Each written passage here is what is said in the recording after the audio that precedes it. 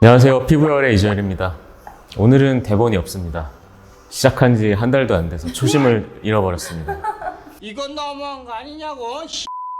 오늘 그래서 편하게 좀 얘기를 할까 하고요. 거울을 볼 때 뭐부터 보고 뭐를 문제라고 인식을 하고 병원에 와야지 차근차근 올바른 방향으로 예뻐질 수 있는지에 대한 얘기를 해보자는 생각이 들었어요. 바로 본론으로 들어가면 결혼식이 얼마 안 남았어요. 혹은 요즘 거울을 보니까 얼굴이 너무 처참해요.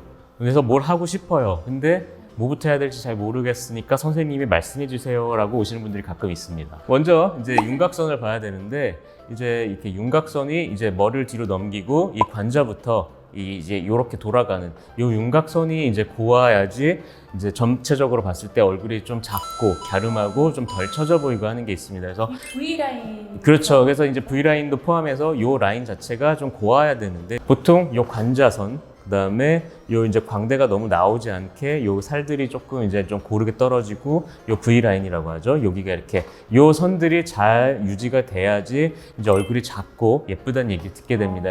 그래서 요 선들을 잡고, 그다음에 이제 요 아래 이중턱 부위라고 하죠. 이중턱과 목 부위. 그래서 요 윤곽선들과 이제 목 같은 경우에는 보통 여기 이제 세로주름, 닭뼈슬 같은 주름들이 있습니다. 이제 그 다음에 이 가로주름 같은 것들이 있고요. 가로주름은 이제 필러, 이제 세로주름은 보톡스, 그다음에 이제 전체적인 탄력 같은 것들은 이제 뭐 초음파나 고주파 시술들. 여기 같은 경우도 초음파, 고주파로 다듬을 수 있고, 뭐 이런 선들은 이제 필러 같은 것들로 조금 이런 데들을 좀 윤곽선을 고르게 할 수가 있겠죠. 채워서 이 옆에를 좀 부드럽게 만드는 네, 거예요? 그렇죠. 관자 같은 경우에는 필러도 가능하고 스컬트라도 가능하고 여러 가지 시술들이 가능해요.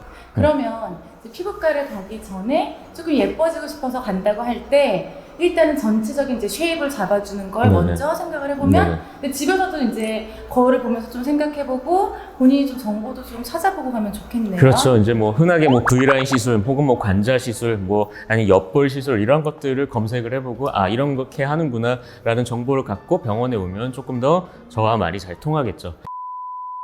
그러니까 우리 김 MC님이 만약에 저희 병원에 왔다고 한다면 제가 권해드릴 시술이 뭐가 있을까, 뭐 이제 하나의 예시니까 이제 가장 먼저 제가 이제 이 윤곽선부터 말씀을 드린다고 했잖아요. 그래서 보통 이제 여기 이중턱 부위가 조금 처져 있습니다. 여기가 이제 옆에서 봤을 때 이렇게 내려와 있어요. 그래서 여기를 좀 붙이는 시술. 이거는 근데 누구나 있습니다. 저도 있어요. 그래서 이런 부위를 조금 붙여주는 걸 하면 보통 여기가 이제 갸름해지는 효과가 나요. 그래서 여기를 좀 붓게 하고, 이런 데가 이제 나이가 들면 아무리 살이 없어도 조금씩은 내려옵니다. 그래서 이 부위를 조금 붙이는 시술들을 권해드릴 수가 이런 있겠고요. 건 어떻게 붙이는 거죠? 요거는 이제 보통 흔하게는 이제 초음파 시술, 뭐 요즘 많이 얘기가 언급되는 울세라라든가 슈링크라든가 이런 시술들, 그다음에 고주파 같은 경우도 살이 많이 찌지 않은 분들은 여기가 갸름해진 효과를 낼 수가 있습니다. 그래서 이렇게 바깥쪽 라인들을 교정을 하게 되면은 이제 그 다음엔 이제 얼굴 안쪽을 봐야 되겠죠. 네. 요 부위가 좀 꺼져 있어요. 그래서 요 부위에 좀 필러 주입을 하면은 좀 도움을 받을 수가 있겠고, 여기를 주입을 하면서 입이 좀 돌출된 편이라서 팔자 필러로 과하게 놓으면 안 되겠지만 소량 팔자 이런 데를 살짝 좀 잡아주면은 도움을 받을 수가 있을 거고, 보통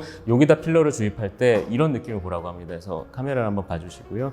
그래서 이렇게 살짝 눌러서 여기 이제 살이 조금 차는 느낌을 만드는데요. 그러니까 요 느낌이 좋으면 하라고 합니다. 그러니까 여기를 이제 살짝 채워주면서 좀 나오게 하면은 이제 조금 젊은 인상이 돼요. 그래서 앞광대 필러 같은 경우도 이제 비교적 좀 피부과에서 많이 하는 시술들이죠. 그래서 이런 것들을 좀 권해드릴 것 같고, 이런 식으로 이제 바깥쪽 라인부터 이제 안쪽으로, 아래 선들부터 이제 목까지 포함해서 이런 아래 선들부터 이제 점점 위쪽으로, 그러니까 이런 데들을 하나하나 조금씩 손을 대 나가면은 성형을 하지 않는다 하더라도 상당히 많은, 어떻게 봤을 때는 많은 변화가 유도가 가능해요. 얼굴선 같은 경우는 이제 수술을 굳이 하지 않아도 피부과에서 할 수 있는 게 많다.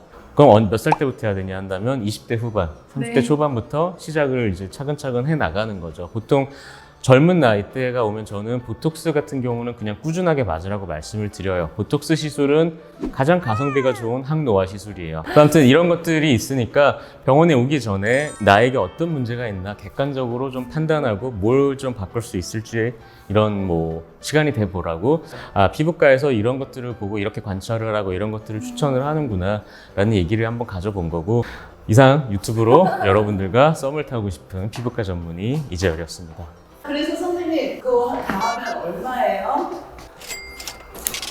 이분은 저한테 얼마를 투자하실 건가요? 네, 집안 거덜내야겠네.